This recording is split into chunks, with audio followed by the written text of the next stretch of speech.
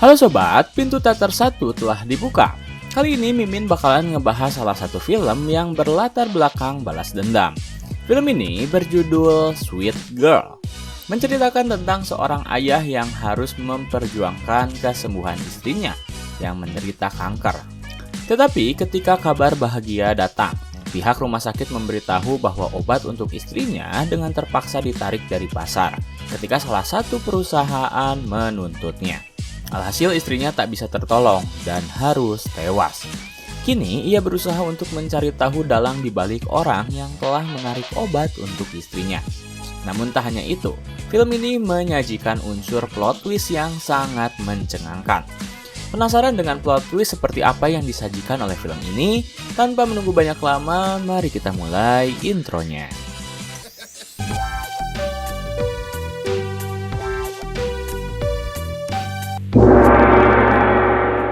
Sini mulai dengan menampilkan seorang pria bernama Cooper yang saat itu tengah menjadi buruan agen FBI. Pihak FBI mencoba untuk mengepung Cooper yang saat itu sedang berusaha melarikan diri dengan pergi ke atap stadion. Namun saat pihak FBI mencoba untuk membujuknya, Cooper menolak untuk bekerja sama dan ia lebih memilih untuk terjun ke area laut. Scene lalu berpindah pada beberapa tahun sebelum kejadian tersebut, di mana Cooper masih bisa tertawa dan berbahagia bersama keluarga kecilnya. Terdapat Amanda istrinya dan Rachel anak sematawayang mereka. Pada mulanya, mereka sering bepergian seperti liburan. Namun semua itu berubah ketika Amanda didiagnosis kanker. Setiap harinya Cooper dan Rachel selalu pergi ke rumah sakit untuk mengontrol Amanda. Cooper juga sering berkonsultasi bersama dokter yang menangani istrinya yang bernama Dr. Wu. Dokter menjelaskan bahwa ia sedang mengupayakan sebuah obat yang bisa menyembuhkan Amanda dengan kankernya. Ia berharap semua pengobatan bisa terlaksana dengan lancar. Mencoba untuk menghibur Amanda, Cooper membuat sebuah pesta bersama rekan-rekannya untuk menyambut Amanda yang pada saat itu adalah hari di mana ia menjalankan kemoterapi.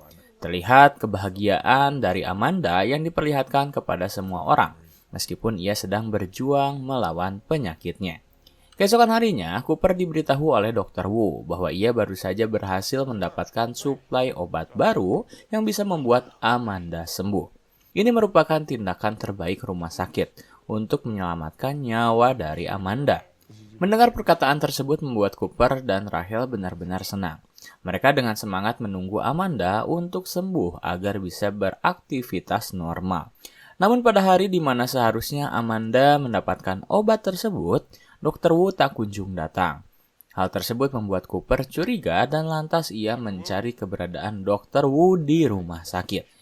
Saat Cooper bertemu dengannya, Dr. Wu meminta maaf karena ia pun kebingungan karena sebuah perusahaan bernama Bioprime tiba-tiba saja menarik semua obat tersebut secara mendadak. Tak hanya Amanda yang harus mendengar informasi ini, Dr. Wu pun harus mengumumkan kabar buruk ini kepada pasien lainnya. Seketika Cooper terdiam. Di satu sisi Cooper harus kebingungan karena tagihan rumah sakit terus membengkak. Sementara Amanda belum kunjung membaik. Suatu saat ketika Cooper sedang menjaga Amanda, ia menyalakan televisi. Dirinya melihat sebuah berita yang menampilkan CEO dari Bioprime Time yang bernama Simon Kelly. Di acara berita tersebut, Simon mencoba untuk berinteraksi dengan salah satu warga yang ternyata merasa ikut dirugikan dengan keputusan perusahaan Bioprime yang menarik salah satu obat penting untuk kesehatan para penderita kanker. Ketika Simon sedang menjelaskan alasan mengapa perusahaannya menarik obat tersebut serta mengapa pengobatan itu mahal, Cooper mencoba untuk menelpon pihak media agar ia bisa berbicara dengan Simon Kelly. Ternyata permintaan Cooper diterima. Ia langsung disambungkan kepada Simon untuk diberi waktu bertanya. Cooper lantas menjelaskan keresahannya kepada Simon karena ia telah menarik kembali obat yang sangat penting untuk kesembuhan istrinya. Bahkan Cooper mengancam akan mencari keberadaan Simon sendiri untuk membunuhnya dengan tangan kosong apabila istrinya tewas.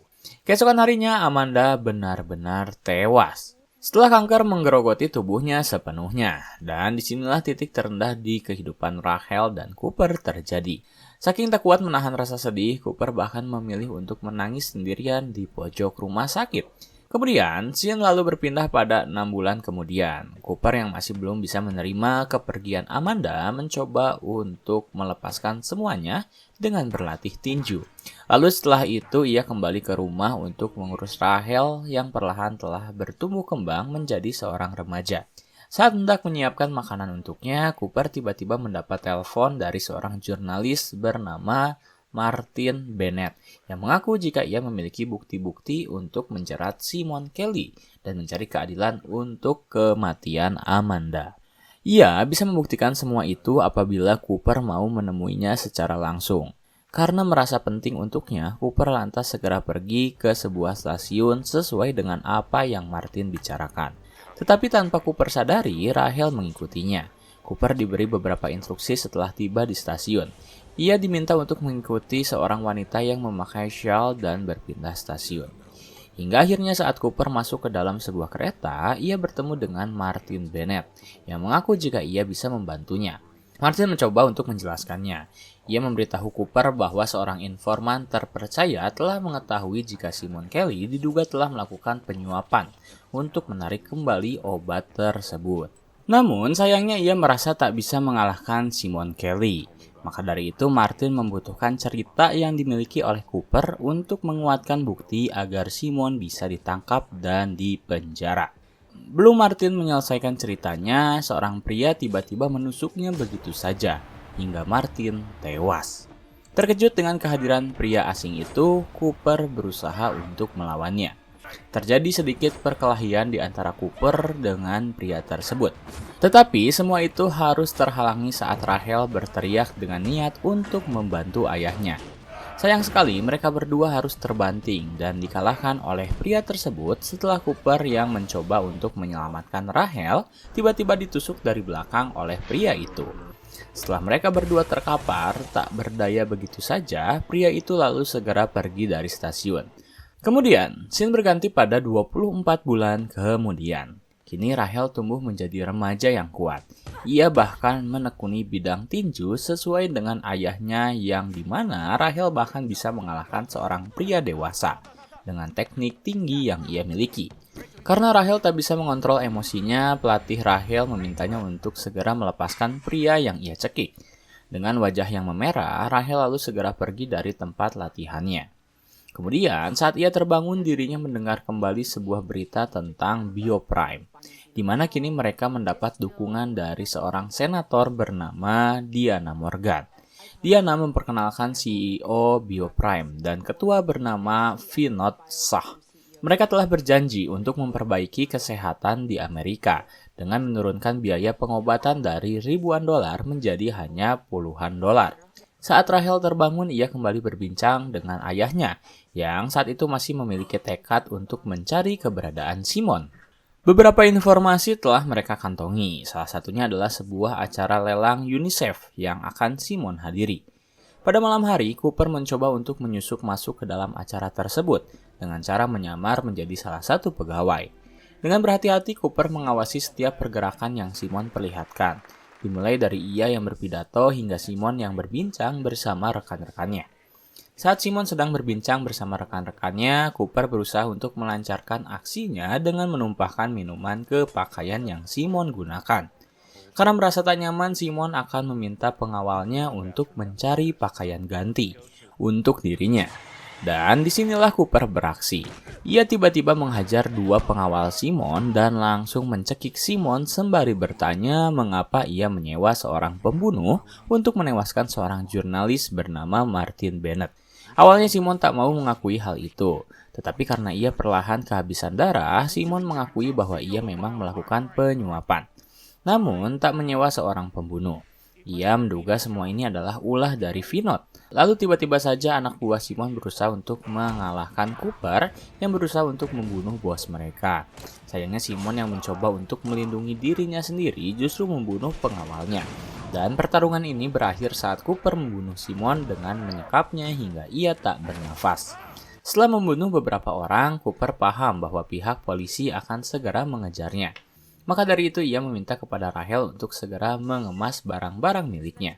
Di satu sisi, agen FBI bernama Sarah Mickers mencoba untuk menginterogasi salah satu pengawal Simon untuk memberikan beberapa pertanyaan terkait penyerangan itu. Pengawalnya hanya dapat memberitahu bahwa orang yang menyerang Simon pernah memperingatinya terlebih dahulu. Dan hal ini menjadi bukti bagi pihak FBI untuk melacak siapa orang yang pernah mengancam Simon. Ketika mereka kembali, mereka ulang berbagai media yang memberitakan Simon Kelly. Barulah mereka menyadari bahwa Cooper lah yang telah mengancam nyawa Simon. Di titik itu juga, pihak FBI langsung mengirimkan surat untuk mencari keberadaan kendaraan Cooper yang saat itu tengah menuju Toronto. Setelah Cooper dan Rahel menemukan sebuah hotel, Rahel berinisiatif untuk menelpon Mikkers di telepon umum. Ia hanya ingin memberitahu bahwa orang yang telah membunuh Simon adalah orang yang baik. Ia hanya mencoba untuk membela dirinya sendiri, karena Simon telah membunuh ribuan orang yang pernah terjangkit penyakit kanker. Karena merasa mencurigakan, Mikkers meminta kepada Rahel untuk membeli telepon sekali pakai dan menyimpan nomornya apabila ia membutuhkan bantuan. Tetapi saat Mikkers mengeja nomornya, Rahel telah terlebih dahulu menutup teleponnya. Kemudian ia kembali ke hotel di saat Cooper sedang menyiapkan sebuah perangkap. Di satu sisi, pembunuh dari Martin Bennett yang bernama Amo itu ternyata telah memiliki rencana untuk mengejar keberadaan Cooper dan Rahel. Ia membunuh seorang penjual mobil lalu mencuri mobil tersebut dan pergi begitu saja. Kembali ke Cooper yang saat itu tengah tertidur bersama Rahel. Ketika sedang tertidur nyenyak, Cooper tiba-tiba merasakan perangkap yang telah ia siapkan bergerak begitu saja. Itu tandanya terdapat seorang penyusup yang baru saja memasuki hotel tempat mereka menginap. Benar saja, beberapa pria bersenjata telah siap mencari keberadaan mereka berdua, yang saat itu telah bersiaga untuk pergi. Cooper meminta Rahel untuk keluar hotel terlebih dahulu karena ia tak ingin Rahel mengalami hal yang akan membuatnya celaka. Lalu setelah dirasa Rahel telah aman, Cooper mulai melawan balik pria-pria itu dengan cara menyerangnya secara acak. Meskipun mereka bersenjata, nyatanya Cooper berhasil membunuh mereka semua. Dan yang terakhir, Cooper dengan terpaksa harus membunuh pria tersebut di hadapan anaknya sendiri. Yaitu Rahel yang melihat dengan mata kepalanya sendiri ayahnya telah membunuh seseorang.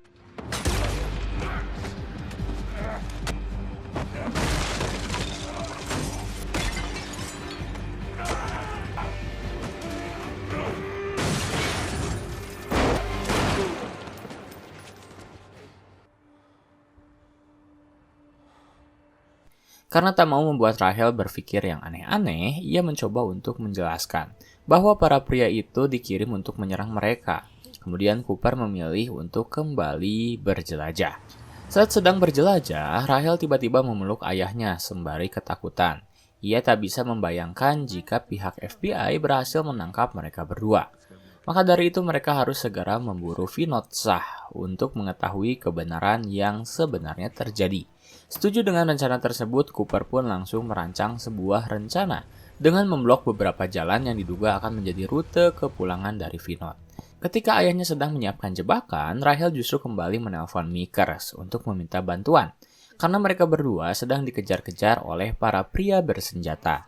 Namun ketika Mikkers meminta Rahel untuk memberitahu letak keberadaannya, Rahel menolak. Lalu Mikkers bertanya siapa itu Paloma. Rahel terheran mengapa Mikkers mengetahui Paloma. Mikkers menjawab jika ia menemukan sebuah foto yang bertuliskan Rahel dan Paloma. Akhirnya Rahel menjelaskan jika dulu ia sangat ingin seekor hewan peliharaan. Tapi karena ibunya harus dirawat, akhirnya ia dibelikan sebuah boneka kecil. Lalu Rahel pun menutup teleponnya. Setelah itu mereka berdua segera mencari tempat penginapan untuk bersembunyi. Di malam hari mereka telah siap untuk menjebak Vinod Shah yang saat itu sedang bersama para pengawalnya yang baru saja keluar dari rumah seorang pejabat. Di tengah perjalanan mereka terheran dengan sebuah jalan yang diblok begitu saja. Pada akhirnya mereka mencoba untuk menerobos. Tetapi mobil mereka justru tertahan oleh ranting-ranting yang memblok jalan tersebut.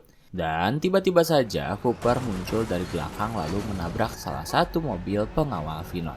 Kemudian ia melemparkan sebuah petasan untuk membuat sebuah kepulan asap. Tanpa disangka ternyata Amo pun berada di sana. Ia menembak petasan tersebut yang justru merubah menjadi sebuah ledakan dahsyat.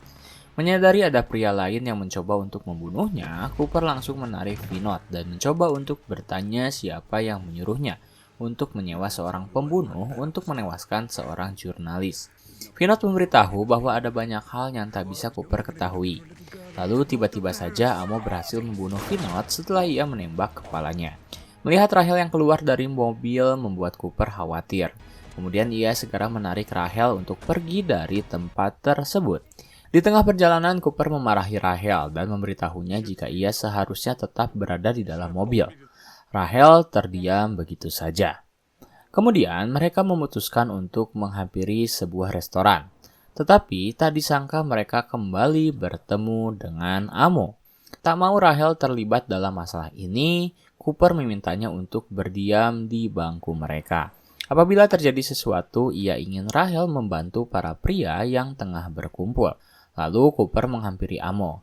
Ia menjelaskan 3 kesepakatan. Yang pertama, Cooper akan pergi ke kantor polisi dan memberitahu siapa mereka berdua. Dengan begitu, mereka berdua tak akan mendapat apa yang mereka inginkan.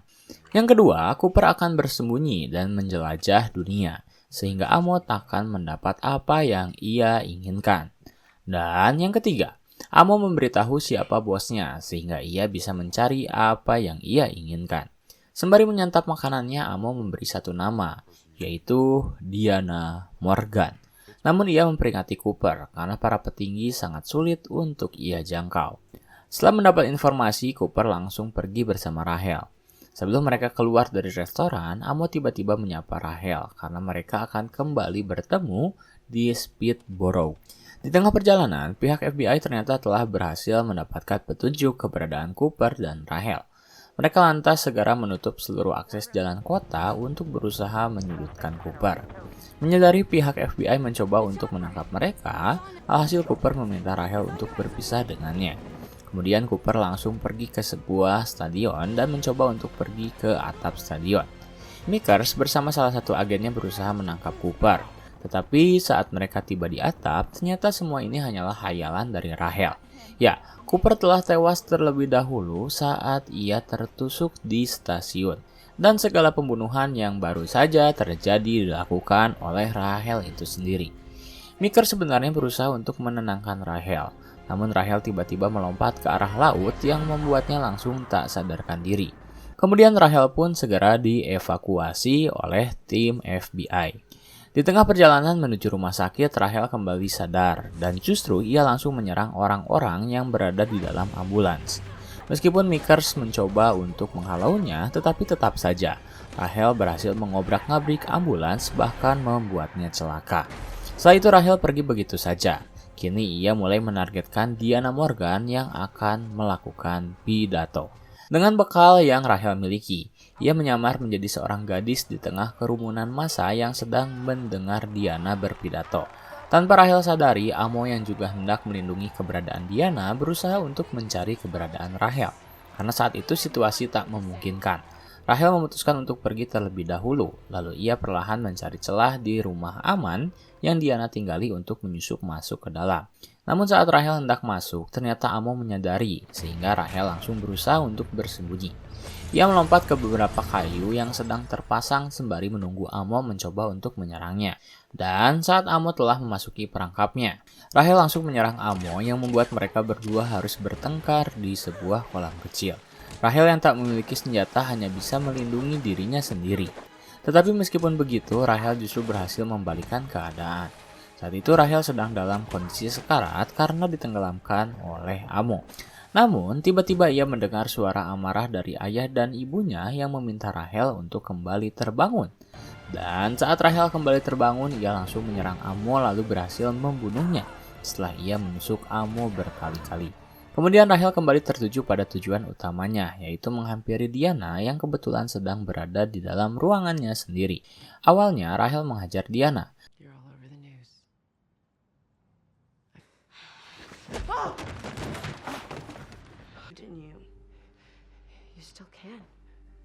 Namun karena ia menyadari perbuatannya akan mengundang penjaga, maka dari itu Rahel hanya melakukan ancaman kepada Diana. Tanpa Diana sadari, ternyata setiap perkataan jujurnya tentang Bioprime berhasil Rahel rekam.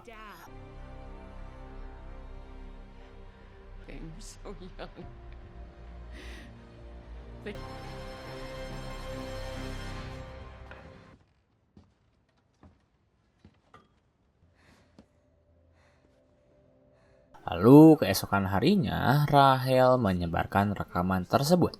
Di saat yang bersamaan ia mengganti identitasnya. Dalam sekejap, penjuru negeri mulai mengetahui bagaimana pemerintah dan Bioprime berusaha untuk meraup keuntungan sebesar-besarnya dengan obat yang mereka ciptakan. Sementara Rahel, ia berhasil menghilangkan dirinya dari muka bumi. Tamat.